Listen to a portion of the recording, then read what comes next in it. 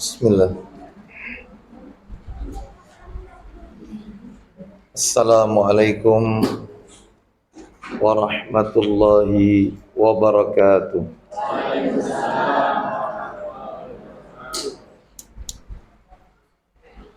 Alhamdulillahi rabbil alamin. Wassalatu wassalamu ala nabiyyina Muhammadin sallallahu alaihi wasallam wa ala alihi wa ashabihi wa man tabi'ahum bi ihsanin ila yaumiddin wa sallama taslima katsira. Ya ayyuhalladzina amanu taqullaha haqqa tuqatih wa la tamutunna illa wa antum muslimun. Amma ba'du, fa inna asdaqal hadisi kitabullah wa khairal hadi hadi Muhammadin sallallahu alaihi wasallam wa syarral umuri muhdatsatuha wa kullu muhdatsatin bid'ah wa kullu bid'atin dhalalah. Ikhwan wa akhwati fillah, bapak-bapak, ibu-ibu, kaum muslimin dan muslimah, jamaah majelis taklim tazkiyatun nafas yang semoga dimuliakan oleh Allah subhanahu wa ta'ala. Assalamualaikum. Kepada segenap pengurus Musalla Az-Zaitun yang semoga dirahmati oleh Allah subhanahu wa ta'ala. Tidak ada kata yang patut kita ucapkan pada sore hari ini selain rasa syukur kita kepada Allah tabaraka wa ta'ala atas segala karunia nikmat yang telah Allah berikan kepada kita. Salah satu di antara sekian banyak kenikmatan-kenikmatan yang Allah berikan kepada kita dan kita rasakan pada sore hari ini adalah Allah subhanahu wa ta'ala kembali memberikan kita kemudahan, kesempatan untuk talabul ilmi, menuntut ilmu di salah satu rumah Allah dari sekian banyak rumah-rumah Allah yang ada di muka bumi ini, yaitu Musalla Az-Zaitun. Semoga langkah kaki kita, niat kita untuk menuntut ilmu pada sore hari ini tercatat di sisi Allah sebagai amalan yang diterima dan diridhai oleh Allah subhanahu wa ta'ala. Bapak ibu kaum muslimin dan muslimah rahimani wa rahimakumullah, sore hari ini kita akan melanjutkan materi kita. Seperti biasa, kajian kita di Rabu pekan kedua ba'da asar, materinya membahas tentang Al-Adabul Mufrad, kitab Adabul Mufrad yang ditulis oleh seorang ulama besar, yaitu Abu Abdullah Muhammad bin Ismail bin Ibrahim bin Al-Mughirah bin Bardisbah Al-Ju'fi rahimahullah, yang terkenal dengan nama Imam Bukhari. Baik, jadi menurut catatan saya terakhir pada kajian bulan yang lalu, kita telah menuntaskan hadis atau asar nomor 8. Betul ya? Sudah tuntaskan itu ya? Sudah tuntas. Hari ini kita akan memasuki bab yang baru atau hadis yang baru, maksud saya. Babnya masih bab yang kelima, yaitu bab tentang melembutkan ucapan kepada kedua orang tua. melembutkan ucapan kepada kedua orang tua. Babnya masih itu. Bulan yang lalu juga bab itu juga. Nah, cuman hadisnya atau asarnya berbeda. Kalau yang kemarin asar nomor 8, sekarang kita masuk asar nomor 9. Jadi Bapak Ibu harus tahu perbedaan hadis dengan asar. Kalau hadis itu perkataan Nabi, kalau asar itu perkataan para sahabat, ya. Jadi itu yang dimaksud dengan asar, asarus, ya. Al-asar yaitu perkataan para sahabat salafus saleh, as-sahabat ridwanullah alaihim ajmain. Baik, saya akan bacakan Bapak Ibu sekalian asar nomor 9 pada kitab Al-Adabul Mufrad. Saya bacakan, diperhatikan baik-baik. Dari Abu Nuaim mengabarkan kepada kami, dari Sofyan, dari Hisham bin Abu Abdullah Urwah bin Zubair bin Al-Awwam Al-Khuwailid radhiyallahu an. Ia berkata, baik, asar ya, ini asar nomor 9. Bisa nggak nulisnya asar? Beda dengan asar. Kalau asar waktu, ya asar, waktu sholat asar. Ini asar, ya, ATSAR, asar, ya, TS-sak, ya. Kalau asar, ya itu pakai shot. Ya, sholatul asr. Nah, sholat asar itu pakai shot SH. Lah ini pakai TS, asar. Bisa kan ditulisnya? Baik, jadi tulisannya kalau ditulis Latin A T S A R, asar. Baik. Apa artinya tadi asar? Perkataan para sahabat Nabi. Jadi bukan perkataan Nabi. Kalau perkataan Nabi apa tadi? Hadis. Baik, sekarang saya akan bacakan. Jadi intinya asar nomor 9 ini dari Urwah.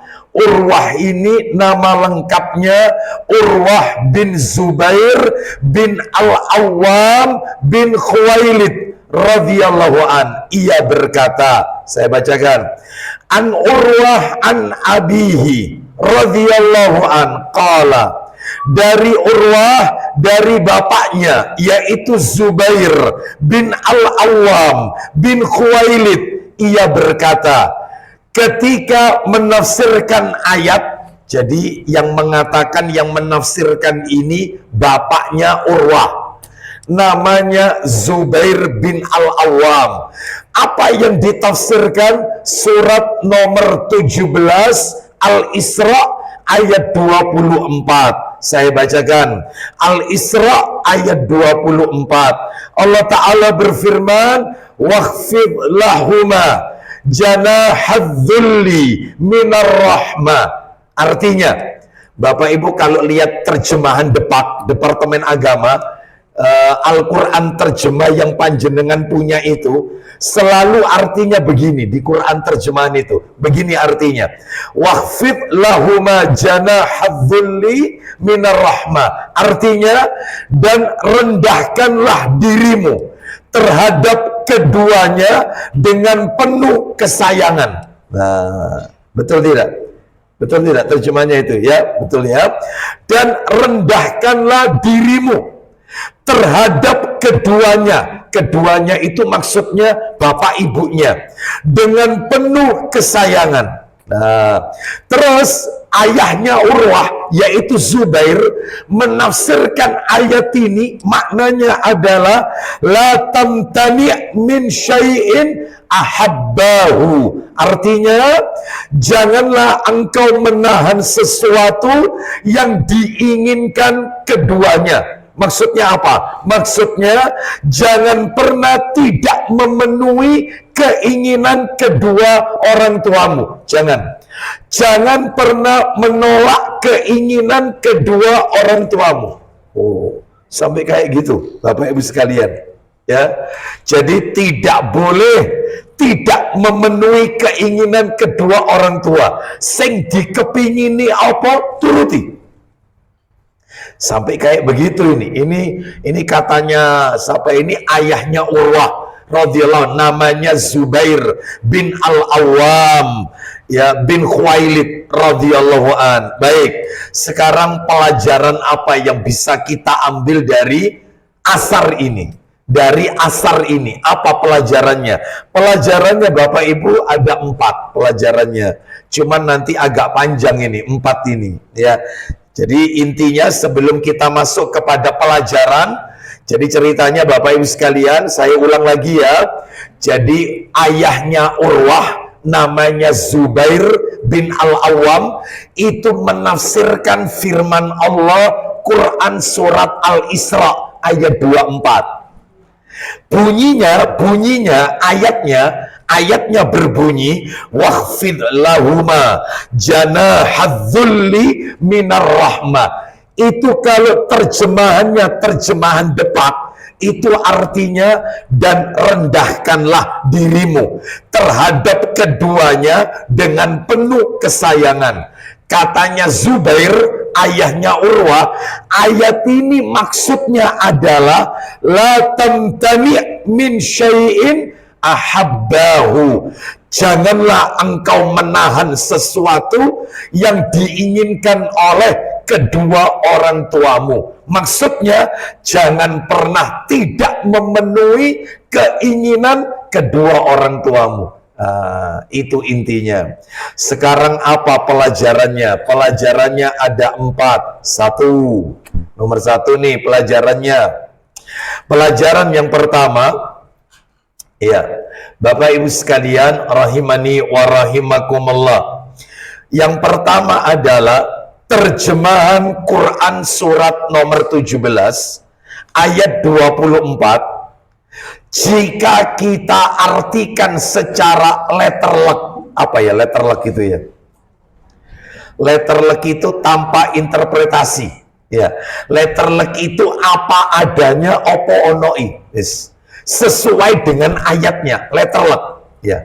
Ternyata terjemahannya itu bukan rendahkanlah dirimu terhadap keduanya dengan penuh kesayangan. Letterleknya enggak gitu sebenarnya. Lah terus letterleknya apa Ustadz? Surat nomor 17 ayat 24. Bu, Pak, arti letterlek apa adanya yang benar itu begini letterleknya. Dan rendahkanlah kedua sayapmu kepada kedua orang tuamu dengan penuh kasih sayang. Loh, maksudnya apa? Rendahkanlah kedua sayapmu. Karena di dalam Al-Quran disebutkan, yaitu waqfid lahuma janahadzulli. Janaha, ajniha. Ajniha itu sayap. Ya. Jadi kalau diartikan apa adanya, itu artinya jadinya begini. Ini apa adanya. Jadinya adalah rendahkanlah kedua sayapmu kepada kedua orang tuamu dengan penuh kasih sayang. Ya, memangnya manusia punya sayap, Bapak Ibu? Manusia punya sayap tidak? Enggak. Yang punya sayap itu siapa? Burung. Ya, malaikat punya sayap. Ya, tapi kan ayat ini turunkan untuk kita. Ya, dan rendahkanlah kedua sayapmu. Nggak mungkin ayat ini kepada malaikat. Karena apa? Meskipun malaikat punya sayap, memang betul, maka ini tujuannya ayat ini untuk kita. Mustahil manusia punya sayap. Yang punya sayap selain manusia, ya burung. Nah, lah terus kaitannya apa? Coba Bapak Ibu perhatikan burung. Ayo, panjenengan tak ajak merenung. Lihat seekor burung. Burung itu, karena yang punya burung ya, yang punya sayap ya cuman burung. Burung itu kalau pengen terbang tinggi, kalau mau terbang tinggi, itu sayapnya itu diangkat atau direndahkan. Kalau mau terbang, sayapnya diangkat apa direndahkan? Diangkat. Iya, semakin dia diangkat tambah tinggi. Lah kalau burung mau turun ke tempat yang rendah, itu sayapnya diangkat atau direndahkan? Direndahkan. Kaitannya sama wong tua apa Ustadz? Nah, ya, kaitannya dengan orang tua adalah yaitu bahwasannya maksudnya adalah rendahkanlah dirimu, bertawaduklah di hadapan kedua orang tuamu.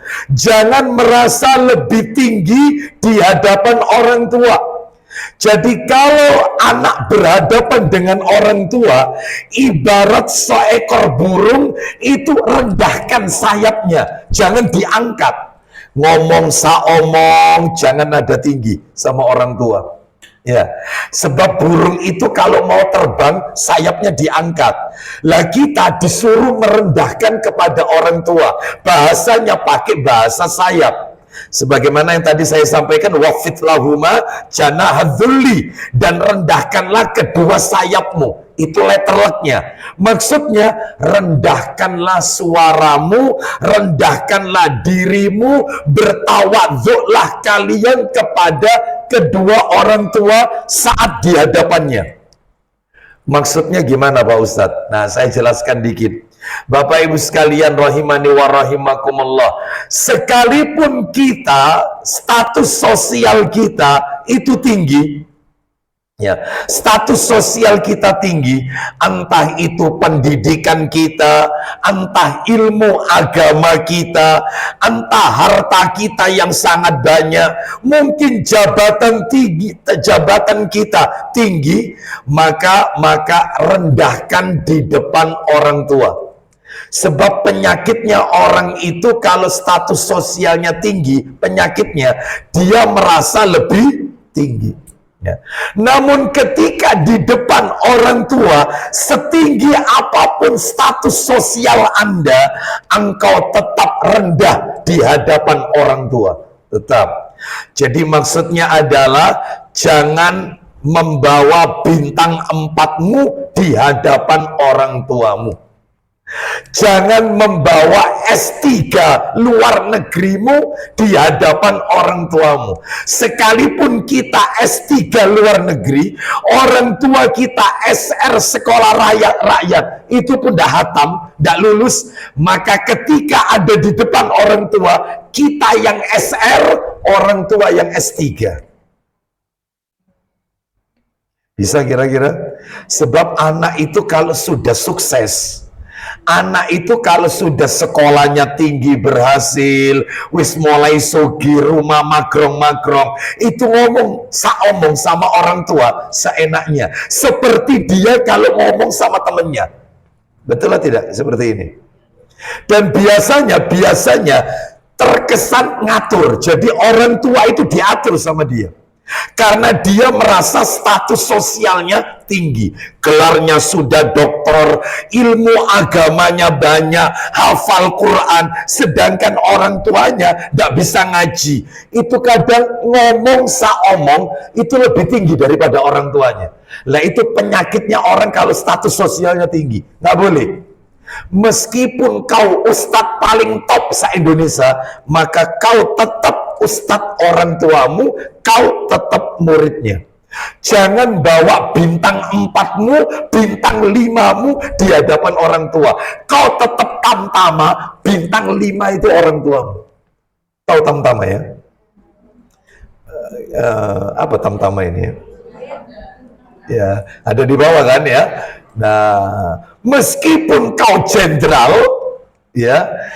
kau jenderal, maka tetap ketika berhadapan dengan orang tua, maka yang jenderal adalah orang tuamu. Sedangkan kita mungkin kelas yang paling bawah dalam tingkatan tentara nasional Indonesia, misalnya ini ya. Jadi intinya adalah jangan pernah kita merasa lebih tinggi daripada orang tua. Ya, sebab banyak anak itu yang suka membodoh-bodohi orang tua. Ya, sadar atau tidak sadar, seperti seorang anak berkata kepada orang tuanya, "Papa ini gaptek, mama ini loadingnya lambat." Ya, papa sama mama ini jadul, ya, ketinggalan zaman dulu, ya. Papa sama mama ini nggak keren, ya. Meskipun itu guyon, nggak boleh. Nggak boleh. Jangan pernah merendahkan orang tua. Mereka ada di atas kita, kita ada di bawahnya. Oh, itu ya. Baik. Jadi ini yang pertama, pelajaran yang pertama. Sebab ada seorang anak itu yang dia suka membodoh-bodohi orang tua. Contoh, maklum orang tuanya tidak bisa mengoperasikan HP. HP sekarang ini kan canggih-canggih. Ya, maka kadang-kadang anak tidak sabar, ibunya itu sudah diajari cara buka WA. Ya, namanya orang tua usia sudah lanjut bahkan pikun, ya apa sih ndak buka WA iki, ya apa aku gak iso maca pesenmu, ya apa lo ibu kan balik-balik, ya apa sih bu. Oh. Ya, ada yang kira-kira kayak gini. Nggak boleh, harus sabar. Kalau orang tua kita tetap nggak paham, enak ya apa buka IG ku ya apa. Wah, keren ini ya, orang tuanya ngerti IG. Ya, ibu kok kepingin ro jari ini koncoy ibu ono IG, sudah diajari gini loh caranya bu, ya buka WA lah, terus nek ngetik piye, ya apa caranya gini lah. Aku kadang-kadang baca WA-mu itu kok ono anu nih gambari itu stiker bu, ya apa cara nih gawe stiker gini loh bu, buka sing iki gak paham 5-7 kali gak paham. Berarti ladang amal untuk kita. Dengan kita telaten ngajari, pahala atau tidak? Dengan kita mengangkat suara, malah berdosa.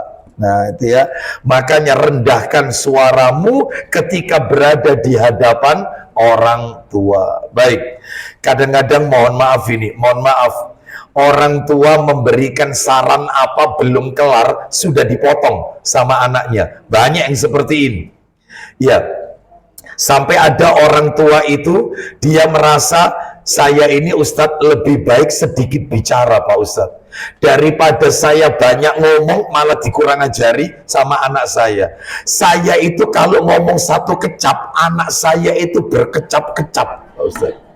Ya, jadi tak batin tok sudah tak masukkan hati, wis saya tak dongakno kabeh anak-anakku, wis tak dongakno apik kabeh. Meskipun Ustaz nuruti mangkel Ustaz.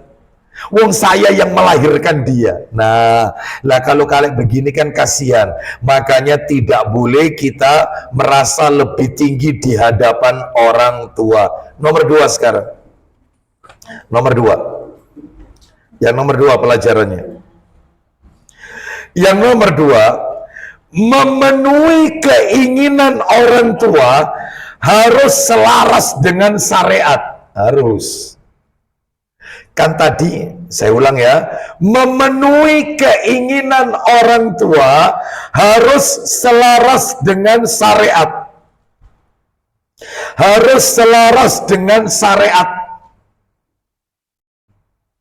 Ya, kan tadi ditafsirkan oleh ayahnya Urwah tadi kan, janganlah engkau menahan sesuatu yang diinginkan oleh orang tuamu. Jangan pernah tidak memenuhi keinginan kedua orang tuamu. Jadi Pak, Bu, selama yang diminta oleh orang tua kita itu tidak bertabrakan dengan Al-Quran dan As-Sunnah, nggak apa-apa. Silakan Anda penuhi, jangan ditunda. Ya, nak tak dongakno awak kamu dapat rezeki barokah.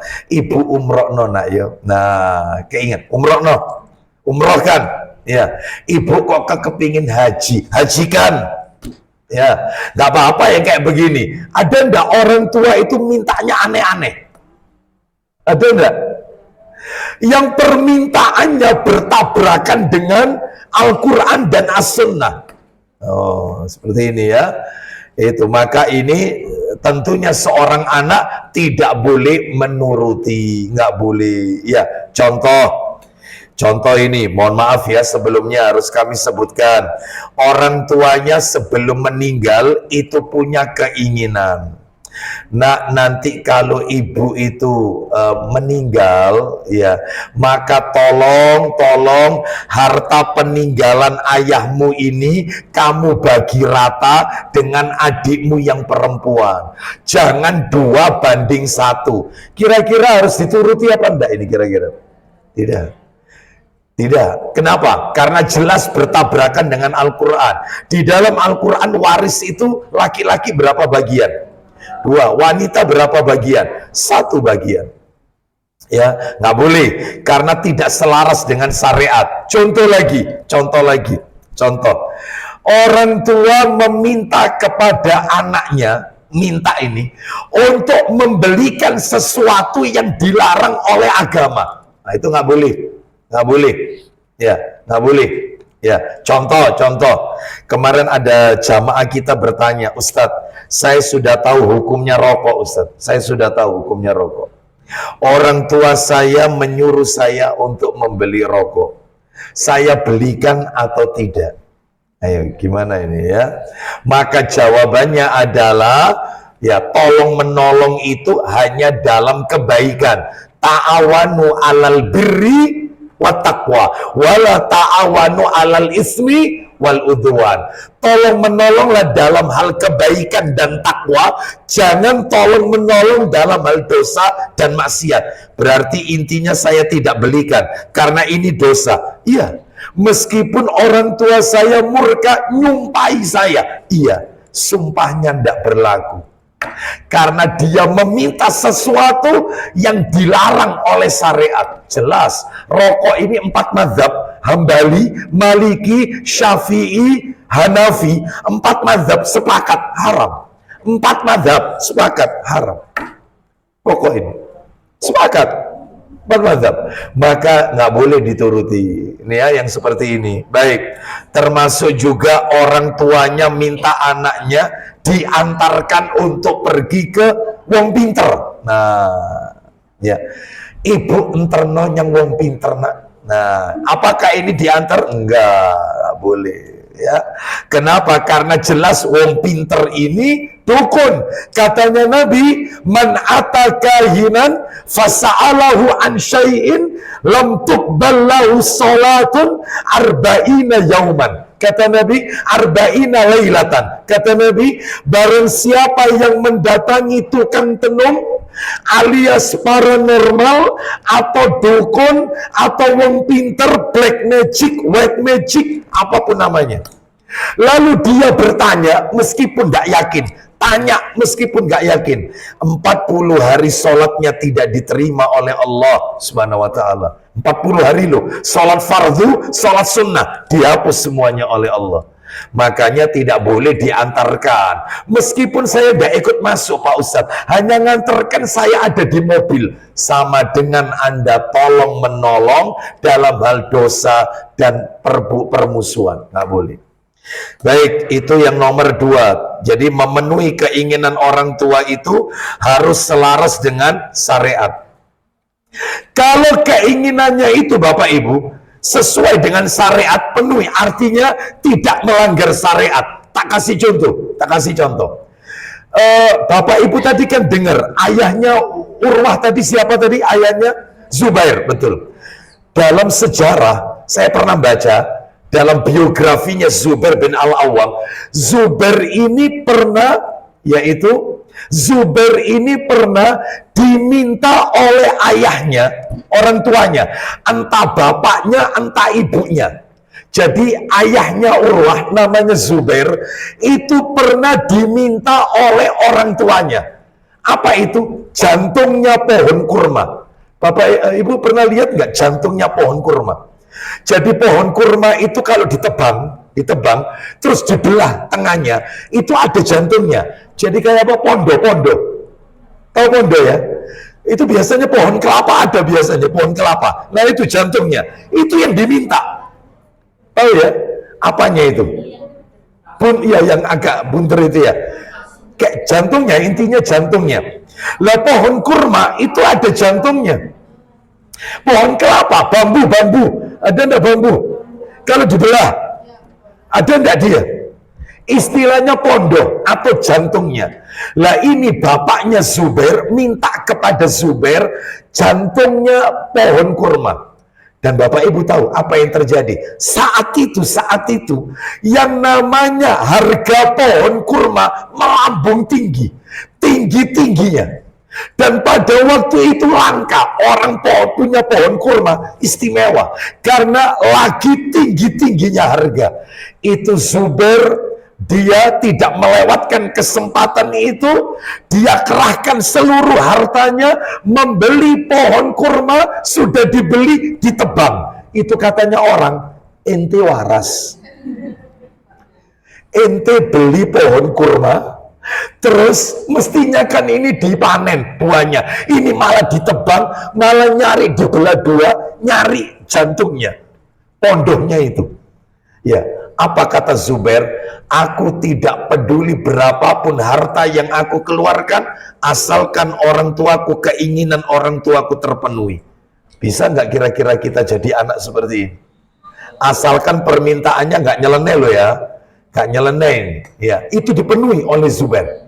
Nah, jadi kalau ada orang tua sering sambatan, ibu kok kepingin, nah itu loh, apa itu dulu zaman cilik aneh ibu itu, oh carikan, bikin orang tua kita ini happy, ya, bikin orang tua kita ini happy, ya.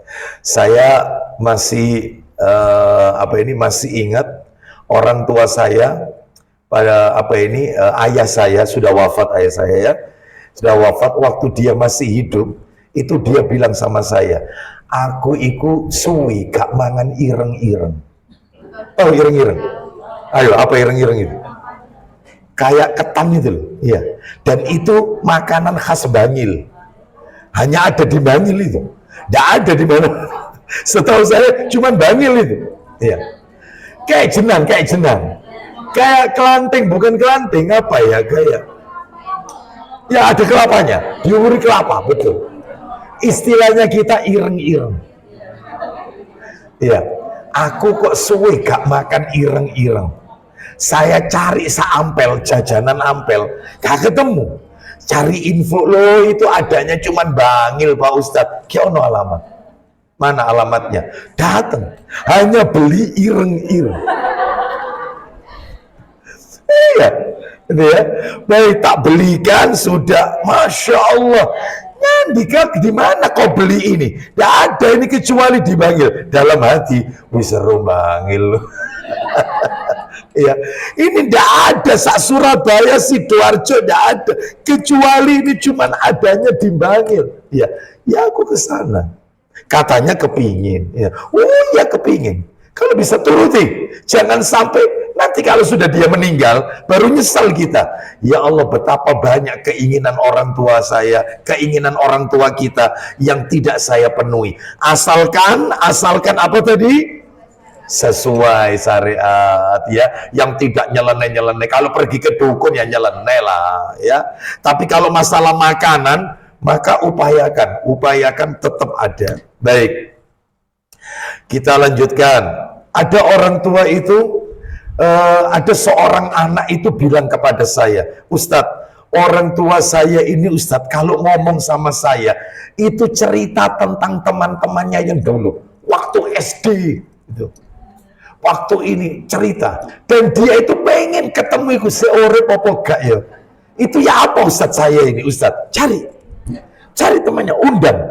Atau Anda ajak orang tua Anda datang ke rumahnya. Anda cari info, sekarang gampang. Ya, untuk mencari info, orang tua Anda dulu sekolahnya SD di mana, cari di Facebook, ketemu insya Allah. Ketemu cari Facebook. Betul, ketemu, diajak. Ya Allah, senengnya ini luar biasa, seperti dia itu berhari raya. Ya Allah, nak seneng, alhamdulillah konturuti. Masya Allah, bikin dia happy. Itu tugasnya anak. Jadikan bikin orang tua itu happy, penuhi keinginannya. Bisa dipahami ya? Baik, sekarang nomor 3. Bisa kira-kira kita nomor 2? Memenuhi keinginan orang tua? Bisa ya? Baik. Lah kalau orang tua saya pengen nikah lagi, Ustaz, Oh. Lo ada lo seorang duda bapak ditinggal wafat oleh istrinya, sudah sampai masa tuanya. Ya, lah dia sendiri di rumah. Dia ini kepingin nikah lagi sama anaknya dicegah. Wis tala pak bapak iki wis tuwek pak. Iya. Ya, saya tahu maksudnya anaknya ini, saya tahu. Maksudnya jangan sampai nanti peninggalannya bapak jatuh ke wanita ini. Ada enggak anak seperti ini? Jadi orang tua ini kepingin punya pendamping, kepingin teman ngobrol. Maksudnya begitu. Kepingin karena dia kesepian di rumah sendiri, tidak ada yang diajak ngobrol. Dia kepingin menikah hanya sebagai teman ngobrol yang halal itu sama anaknya. Wis lah bapak nek kesepian do omahku ae. Ya, wis pokoknya dihalang-halangi. Ini anak zalim. Nikahkan. Bapak kepingin nikah ini ada tayang dia. Ono koncoe bapak biyen ono. Coba. Ini umur 70 tahun ini. Umur 70 ono. Oh iya, sopo Pak. Ya, mau tak? Insya Allah. Ternyata mau nikahkan. Sudah. Bikin dia senang. Bikin dia happy. Ya. Urusan ayah meninggal, warisannya ayah jatuh ke ya sudah, itu takdirnya. Ya, makanya jangan sampai menghalang-halangi orang tua. Ya, baik, kita lanjutkan. Ibunya janda, ya, ternyata sama anaknya dihalang-halangi untuk nikah lagi. Nanti ibu kalau meninggal jatuh kepada laki-laki ini, suaminya dan seterusnya, maka dihalang-halangi. Jangan, karena kadang orang tua itu usianya tambah tua, dia kepingin teman ngobrol, bicara, ya, seperti itu. Jadi saya saja sering nawari ibu saya tak tawari, mama nggak nikah lagi dah, wes, terus gawe no teh mane, gawe no kopi mane, wes. Lo temen lo ya, nanti aku disalahkan di akhirat, ya. Nanti di akhirat aku disalahkan. Aku wis nawari lo ya, itu. Kita nak nikah tak? Ya, kalau nikah tak pilih no, sampai tak cari no. Ya, jamaah pengajianku umur 40 tahun.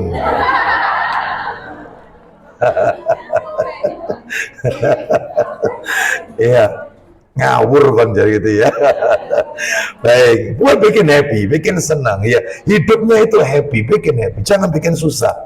Baik, itu yang nomor 2. Nomor 3. Ada 2 kaidah agung. Pelajaran nomor 3 ini. Ada 2 kaidah agung yang membatasi berbakti kepada kedua orang tua. Ada 2 kaidah agung yang membatasi berbakti kepada kedua orang tua. Jadi bakti sama orang tua ini ada rambu-rambunya Bapak Ibu. Ada kaidahnya. Kaidahnya ada 2. Apa itu? 1. Yang pertama, saya bacakan teks Arabnya dulu, nanti panjenengan tulis terjemahannya saja. Saya bacakan. 2 kaidah agung membatasi bakti kepada orang tua. Jadi tidak langsung serta-merta, tidak. Ada kaidahnya, ada rambunya. Maksud saya gini. Mentaati orang tua ono sarati. Nah, taat sama suami ada syaratnya. Taat dengan ulil amri ada syaratnya. Yang nggak pakai syarat itu taat kepada Allah dan Rasul. Nggak pakai syarat. Sami'na wa ata'na. Itu kalau sama Allah dan Rasul. Tapi kalau sama orang tua, sebentar, ya, sebentar, ada syaratnya. Taat sama ustadz guru, ada syaratnya. Nggak serta-merta. Apa syaratnya? Ya ini rambu-rambunya. 1, yang pertama kaidahnya, rambu-rambunya, syaratnya yang pertama adalah hubbullahi wa rasulihi a'dham. Artinya mencintai Allah, mohon maaf, cinta kepada Allah, intinya itu cinta kepada Allah dan Rasulnya. Cinta kepada Allah dan Rasulnya itu yang paling besar, harus paling didulukan ini.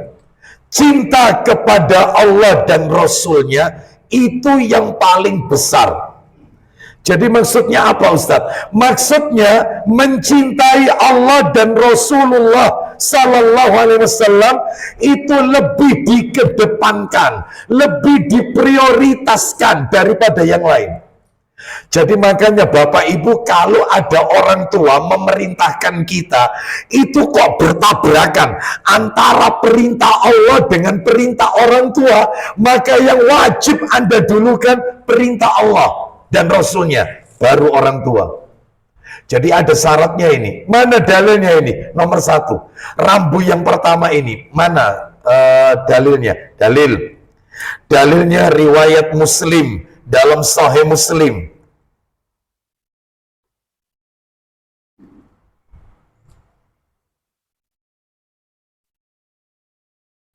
Dalilnya riwayat Muslim. Saya bacakan aja ya. Saya nggak bawa kitabnya ini. Sahih Muslim, nomor asli. Nomor 44. Sahih Muslim.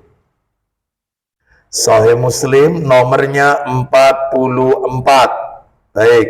Perhatikan baik-baik, saya bacakan Bapak Ibu sekalian. Nah ini. Dari Anas bin Malik radhiyallahu an, dia berkata, Rasulullah Sallallahu Alaihi Wasallam beliau bersabda, perhatikan baik-baik sabdanya Bapak Ibu sekalian, la yu'minu ahadukum hatta akuna ahabba ilaihi min waladihi wa walidihi wan nasi ajmain. Artinya tidak sempurna iman seseorang. Loh, tidak sempurna iman seseorang hingga aku lebih dia cintai. Loh, ini ya, saya ulang. Tidak sempurna iman seseorang hingga aku di sini Nabi Muhammad maksudnya, hingga aku lebih dia cintai daripada anaknya, ya, saya ulang, tidak sempurna iman seseorang hingga aku lebih dia cintai daripada anaknya, orang tuanya dan manusia semuanya. Oh, jelas sekali. Dan manusia semuanya. Berarti itu rambu pertama. Allah dan Rasulnya harus dikedepankan. Ya, tidak sempurna iman seseorang hingga aku lebih dia cintai daripada anaknya, siapa lagi tadi? Orang tuanya, dan manusia semuanya. Manusia semuanya. Bu, tak kasih contoh praktek di lapangan. Praktek. Seorang suami melarang istrinya memakai busana syar'i, jilbab syar'i. Suaminya tidak senang kalau istrinya keluar rumah memakai jilbab syar'i. Yang diinginkan oleh suami itu jilbabnya jilbab gaul, jilbab modis. Ya. Saya mau tanya kepada Bapak Ibu sekalian, terutama ibu-ibu ini, kira-kira permintaannya suami ini dilaksanakan, dituruti ataukah tidak? Dituruti apa tidak? Tidak. Tidak boleh dituruti. Kenapa? Saya tanya, yang menyuruh wanita memakai jilbab itu siapa? Allah dan Rasulnya. Yang memerintahkan wanita itu menutup aurat sekujur tubuhnya siapa? Sedangkan suami meminta istrinya memakai busana atau jilbab yang tidak syar'i, alias yaitu jilbab gaul, jilbab modis, yang tentunya ini dilarang oleh agama, dilarang di dalam Islam. Maka Anda lebih mengedepankan Allah dan Rasulnya, meskipun resikonya cerai, meskipun Allah didulukan, Rasul. Sebab banyak wanita zaman sekarang, ya sudah Ustadz, ya apalagi Ustadz, daripada saya dicerai, kasihan anak-anak saya, lihat anak Ustadz, wes daripada nanti saya jadi janda, wes itu dosanya. Enggak, itu berarti Anda cinta sama suami Anda tidak karena Allah. Kalau Anda mencintai suami karena Allah, maka selama perintahnya itu syar'i, Anda taati. Tapi selama perintahnya itu melanggar aturan syariat, nggak perlu ditaati, nggak perlu ditaati. Ya, jadi banyak sekarang ini cinta kepada Allah dan Rasulnya dinomor duakan, dikelas duakan, sedangkan mencintai manusia dikedepankan. Itu nggak boleh. Makanya rambu-rambunya jelas ini. Allah dan Rasulnya lebih didulukan daripada seluruh manusia yang lainnya. Baik. Saya mau tanya lagi.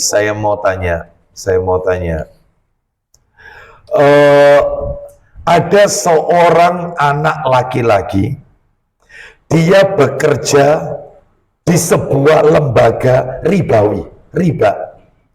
Anak ini sudah ngaji, pengen resign, keluar dari pekerjaan. Sedangkan anak ini punya istri dan punya anak. Anak ini bekerja di lembaga ribawi, gajinya sudah besar, posisinya sudah mapan, fasilitasnya sudah enak dari kantor. Dia pengen resign keluar karena dia tahu hukumnya riba. Dia menuntut ilmu, tahu hukumnya riba. Orang tuanya nyumpahi anaknya, bapak ndak ridho sampai kamu keluar dari lembaga itu. Kontak sekolah no dukur tak pinter no. Masuk lembaga itu ndak sembarang orang, sing dipilih wong pinter tok. Dan kamu masuk, kamu sudah tak pinter kan, tak sekolahkan, entek dunia ini bapak nyokolak nokon. Lah kok sekarang kamu mau keluar? Mau ngasih makan apa kamu sama istrimu? Bapak ndak ridho dunia akhirat. Ya Pak Ustadz, tetap keluar ataukah tetap mengikuti orang tua? Keluar. Allah dan Rasulnya didulukan. Berarti sumpahnya orang tua berlaku? Nggak berlaku. Masalahnya kita kalau dihadapkan seperti ini, lebih dikedepankan ewo pekiwo. Dah enak Ustadz, nyakiti orang tua daripada lu sebentar. Berarti Anda mencintai orang tua daripada Allah dan Rasul. Rambu-rambunya Allah dan Rasul didulukan, baru kemudian manusia. Itu rambunya. Paham sampai di sini?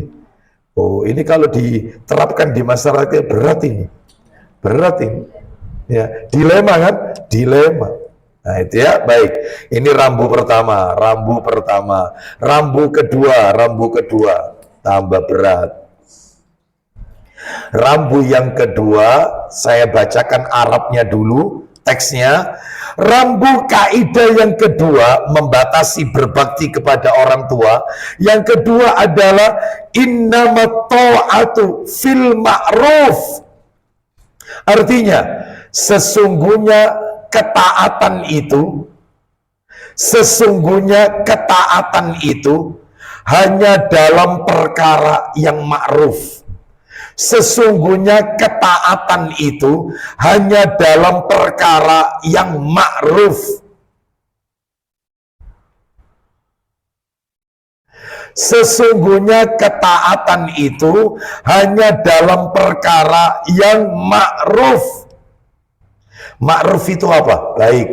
Menurut siapa? Baik menurut siapa? Baik menurut Allah dan Rasulnya. Jadi barometernya ma'ruf itu Al-Quran dan As-Sunnah. Kalau Al-Quran itu mengatakan perbuatan yang ma'ruf, begitu juga hadis Nabi, maka ikuti. Nah, seperti itu. Jadi taatnya itu perkara yang baik. Jangan mentaati orang tua, mentaati suami untuk perkara yang dibenci oleh Allah dan Rasulnya. Nggak boleh. Nggak boleh. Mana dalilnya? Kaidah nomor 2 ini. Dalilnya agak banyak. Satu, yang pertama. Dalilnya adalah yaitu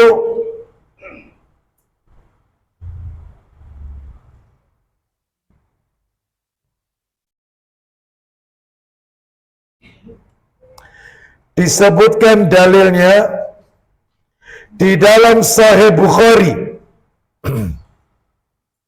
Sahih Bukhari nomornya 2955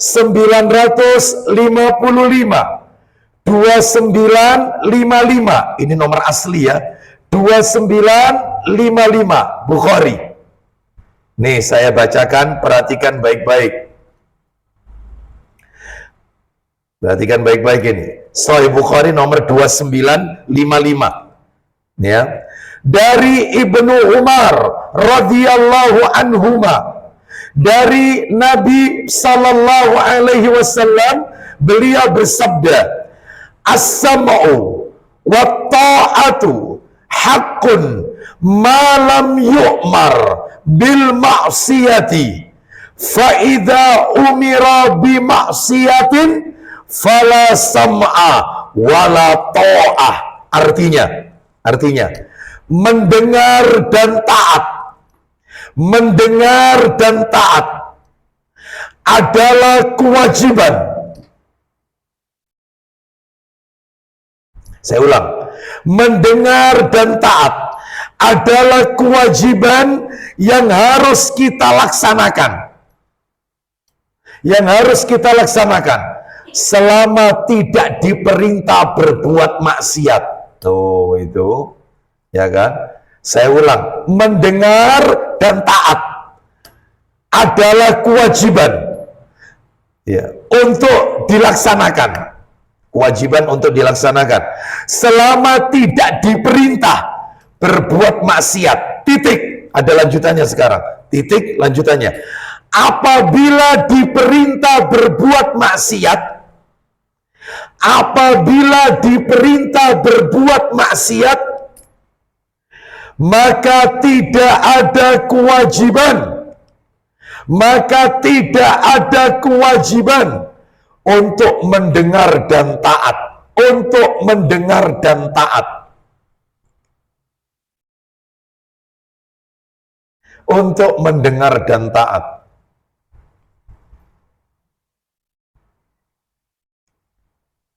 Ya. Dalil yang lain. Jadi kalau selama perintahnya itu dosa, mengandung dosa, nggak boleh ditaati. Nggak boleh, meskipun dia murka, nggak boleh, haram hukumnya. Karena taat itu dalam hal yang ma'ruf, kebaikan. Dalil yang lain, surat nomor 31, Luqman, surat Luqman, surat nomor 31 Luqman, ayatnya ayat 15. Surat Luqman ayat 15. Kita dengarkan. Surat Luqman ayat 15. Allah Ta'ala berfirman, Luqman ayat 15. Pak Joko sudah ketemu? Nanti dibantu terjemahannya. Luqman ayat 15. Kita dengarkan ya. Allah Ta'ala berfirman.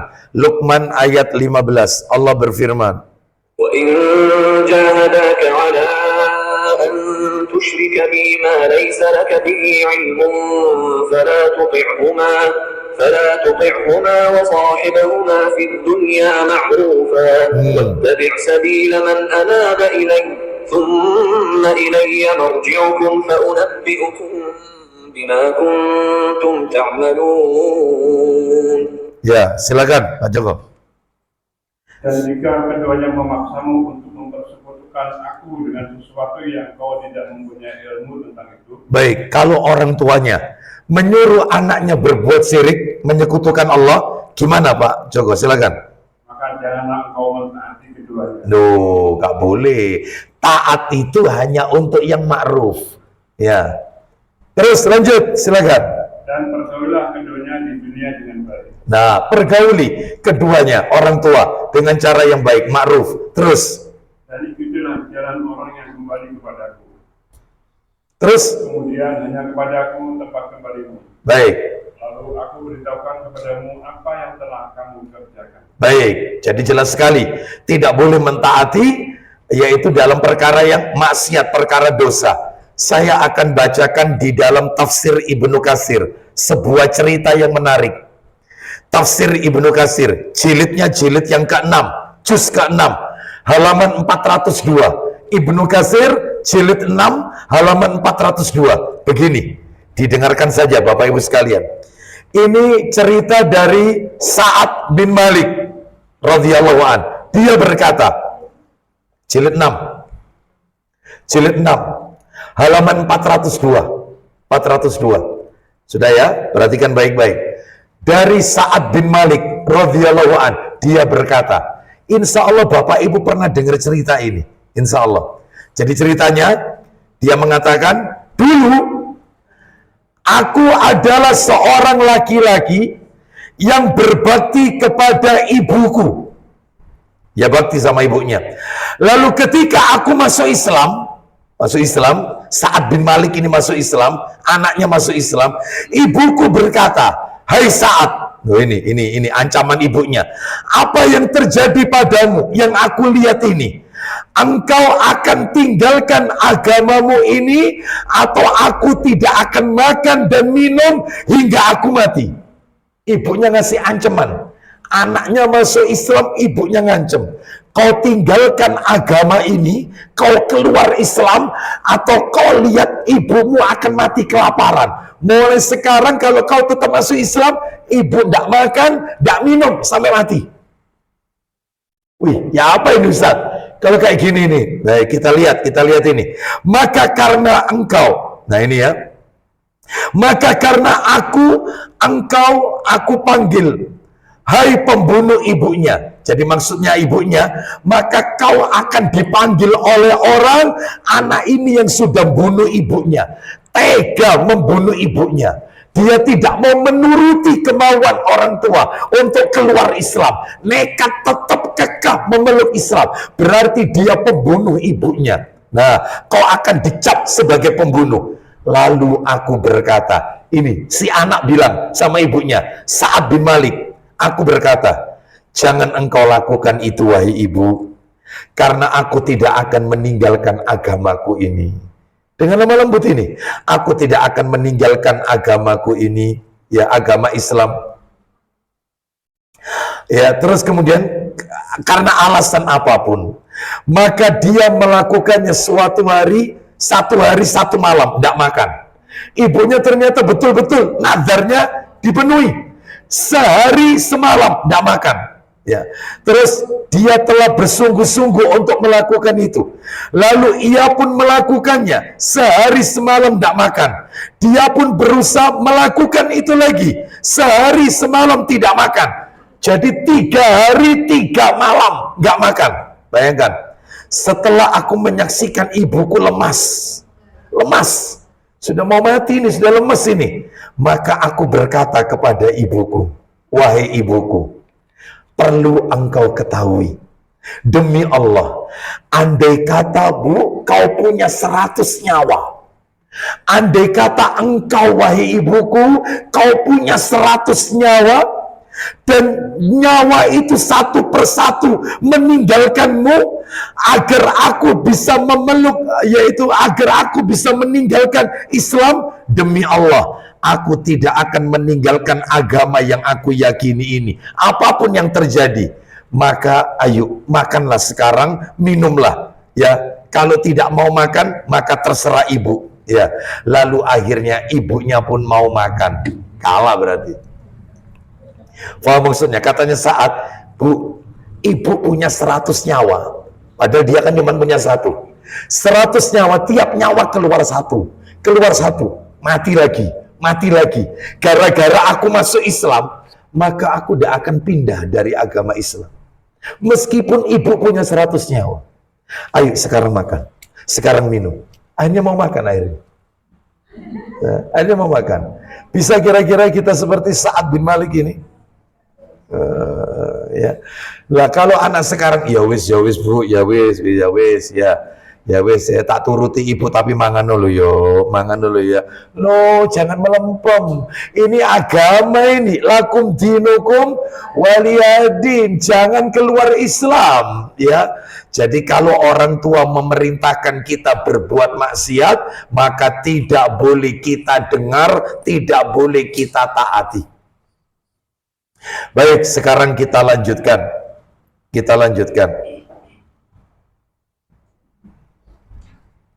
Yang nomor 4 terakhir, nomor 4, pelajaran nomor 4, ada 5 perkara. Nah ini ada 5 perkara yang tidak termasuk durhaka kepada orang tua. Ada 5 perkara yang tidak termasuk durhaka kepada orang tua. 5 perkara. Jadi kalau Bapak Ibu melakukan 5 perkara ini, Bapak Ibu tidak tercatat anak yang durhaka. Enggak, jangan takut, jangan takut. Meskipun orang tua nyumpahi kita, nggak usah takut.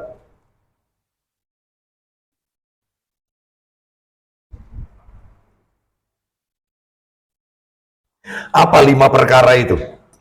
Dan anak ini bukan termasuk anak durhaka. Satu. Yang pertama ini, tidak mentaati orang tua, tidak mentaati orang tua ketika diperintah untuk berbuat maksiat. Tidak mentaati perintah orang tua ketika diperintah untuk berbuat maksiat. Garis miring dosa. Garis miring lagi, semua hal yang diharamkan oleh Allah. Saya ulang, tidak mentaati kedua orang tua ketika diperintah untuk berbuat maksiat. Garis miring dosa.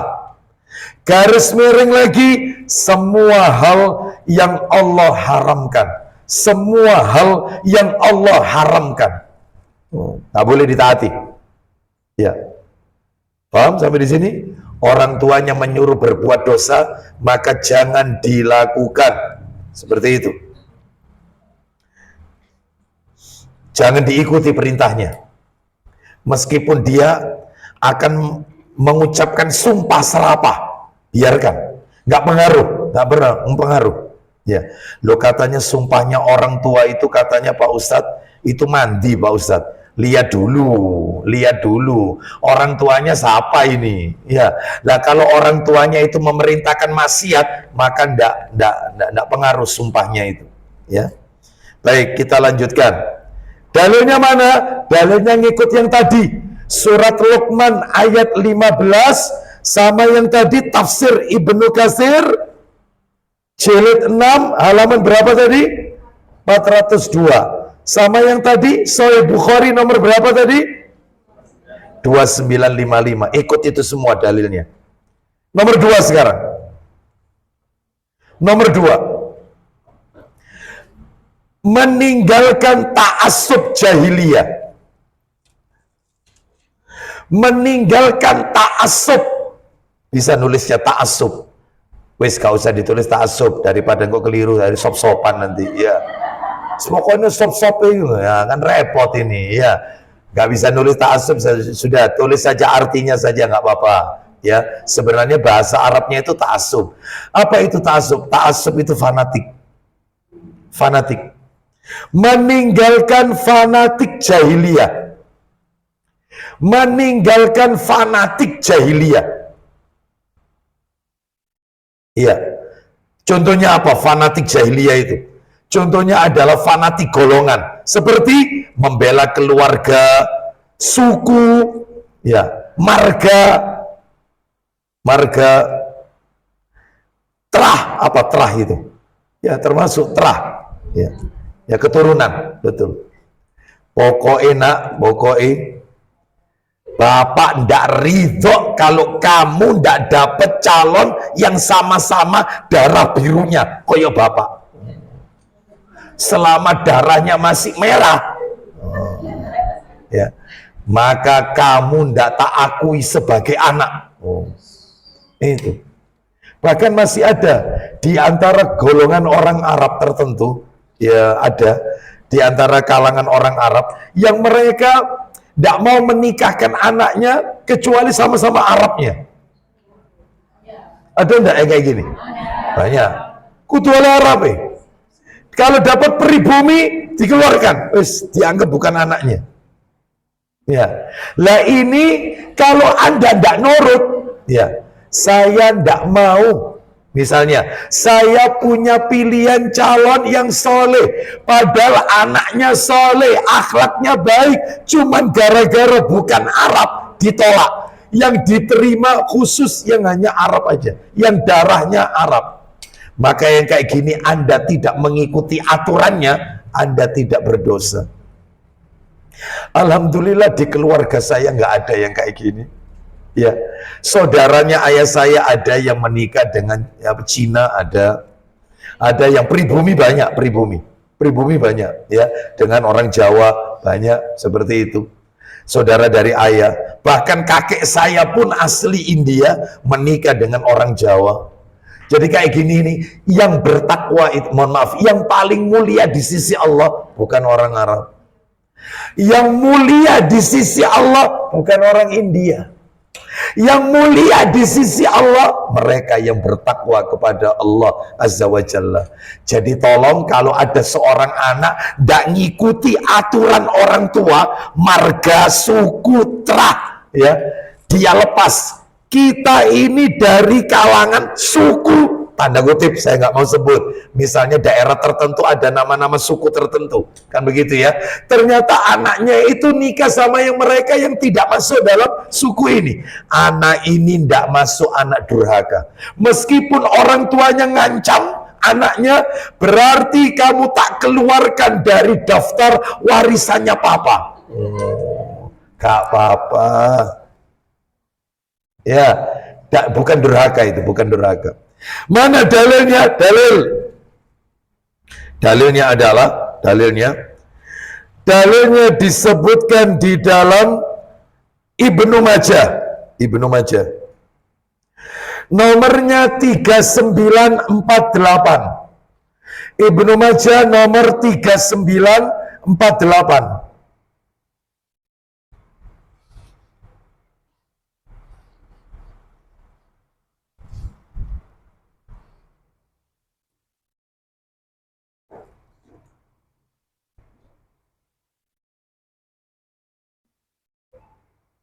Tiga 3948. Saya bacakan 3948 itu nomor asli ya, itu nomor asli itu. Saya bacakan dari Abu Hurairah radhiyallahu an, dia berkata, Rasulullah sallallahu alaihi wasallam bersabda, "Man qatala tahta rayatin imniyatin yad'u ila asabiyatin." Loh, asabiyah, ta'assub. Au yaqdabu li asabiyatin faqitlatuhu jahiliyah. Artinya, barang siapa yang berperang di bawah bendera kefanatikan atau menyeru kepada fanatisme atau marah karena fanatisme, maka matinya menyerupai mati jahiliyah. Jadi orang kalau terlalu berbangga-bangga sama suku, fanatik kepada marga tertentu, bahkan dia meremehkan marga orang lain, atau mungkin fanatik kepada trah, ya, atau mungkin juga fanatik kepada nasab tertentu, ya.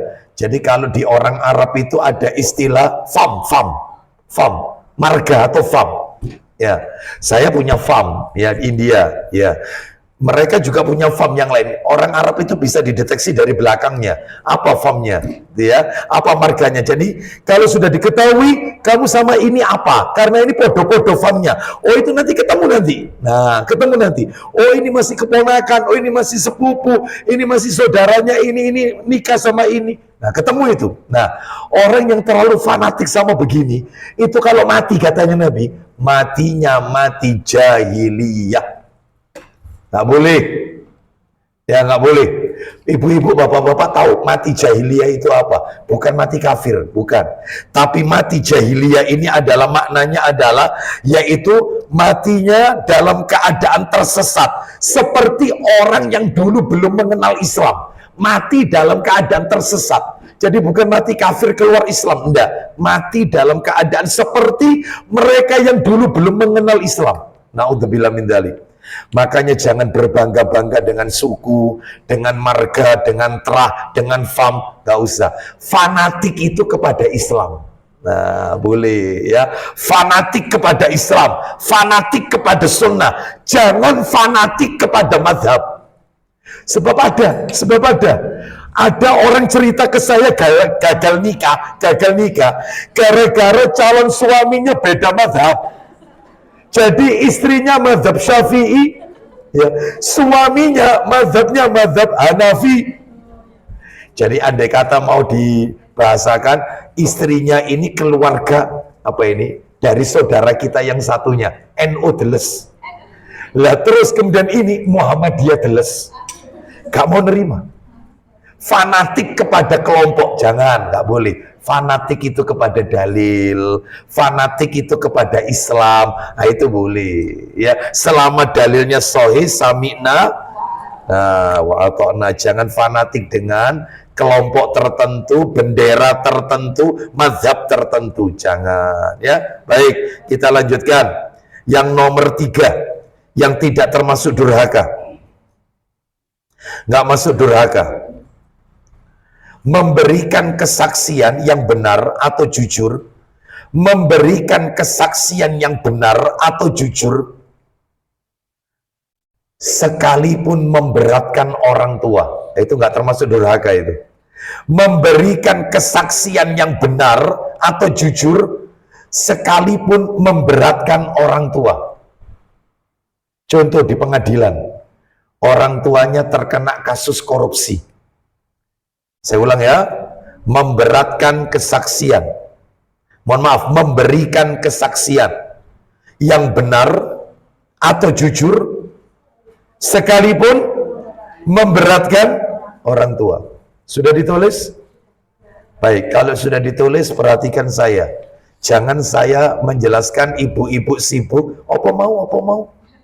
Ya, akibatnya tidak paham dengan penjelasan saya. Contoh, orang tuanya terjerat kasus korupsi, anaknya tahu kalau bapaknya korupsi, tahu dia. Ketika di pengadilan anaknya dijadikan saksi, apakah Anda mengetahui sebagai anak yang dilakukan oleh orang tua Anda, anaknya berkata jujur, saya tahu Pak, persis saya ketahui, rekening itu begini, memberatkan orang tua, hukumannya tambah berat.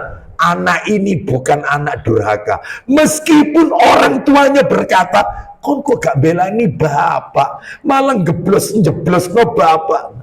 Gak apa-apa, harus jujur. Jangan karena ini orang tua ditutup-tutupi. Jangan ini karena anaknya nakal, ngambil barangnya tetangga, namanya orang tua, nutupi aib anak. Jangan. Katakan, iya anak saya salah. Saya minta maaf, saya janji akan menjaga anak saya. Memang salah anak saya. Sebagaimana Nabi, apa kata Nabi? Lau anna Fatimata bintu Muhammadun sarakot, laqata'a Muhammadun yada. Andai kata putriku Fatimah mencuri, saya bapaknya yang akan memotong tangan anakku sendiri. Itu Islam itu adil, tidak pandang bulu. Bukan mentang-mentang ini anaknya Rasul dibebaskan, enggak. Meskipun kalau itu mencuri, andai kata Nabi sendiri yang akan menghukum putrinya. Itu andai kata. Makanya kita nggak boleh yaitu menutup-nutupi kebenaran. Dalilnya mana? Dalil Quran surat An-Nisa. Quran surat An-Nisa ayatnya 135. An-Nisa 135. Quran surat nomor 4 ayatnya ayat berapa tadi? 135. Allah Ta'ala berfirman. Siap Pak Joko terjemahannya? Allah berfirman. An-Nisa 135. Ya ayyuhalladzina الذين آمنوا كونوا قوامين بالقسط شهداء لله ولو على أنفسكم أو الوالدين والأقربين إن يكن غنيا أو فقيرا فالله أولى بهما فلا تتبعوا الهوى أن تعدلوا وإن تلووا أو تعرضوا فإن الله كان بما تعملون خبيرا. Silakan. Hai orang-orang yang beriman, Lanjut. jadilah kamu penegak keadilan, Menjadi saksi karena Allah, walaupun terhadap dirimu sendiri, atau terhadap ibu, bapak, dan kaum kerabatmu. Duh, jelas sekali. Ya, terus Jika dia yang terdakwa kaya ataupun miskin, yang terdakwa itu adalah orang kaya atau orang miskin. Lanjut.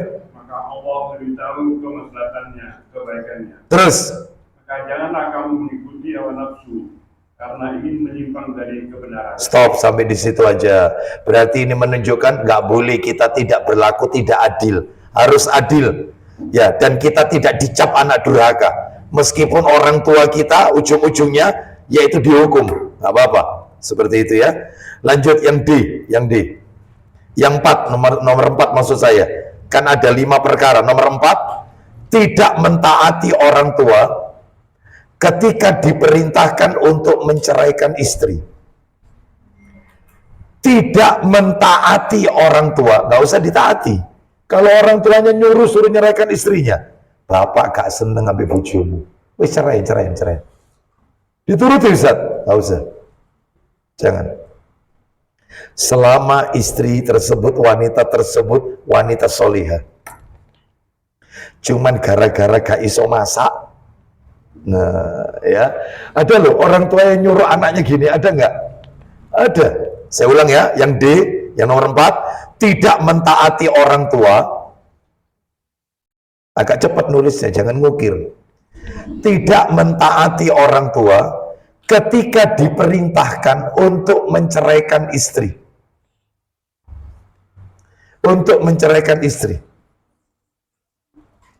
Ya, bojomu kok gak iso masak. Ya. Istrimu kok gak iso lapo-lapo. Ya. Wes daripada wes kon wong lanang ya, menang melek wes cerai. Ya apa ini Ustaz dituruti? Nah, jangan. Terus saya Ustaz termasuk anak durhaka? Nah, termasuk. Apalagi istri itu wanita soleha. Memang dia nggak bisa masak. Memang dia nggak bisa melakukan pekerjaan rumah tangga. Mungkin dulu ketika masa remajanya nggak pernah dididik oleh orang tuanya, tapi dia akhlaknya baik. Dia wanita yang pandai menjaga kehormatan diri. Dia taat sama suaminya. Maka jangan gara-gara masalah ini sepele orang tuanya nyuruh, maka anaknya nggak boleh. Ya, seperti itu. Kan ada orang tua itu bilang begini sama anaknya, ibu iku nek nonton bojomu gak ketuko. Apa gak ketuko?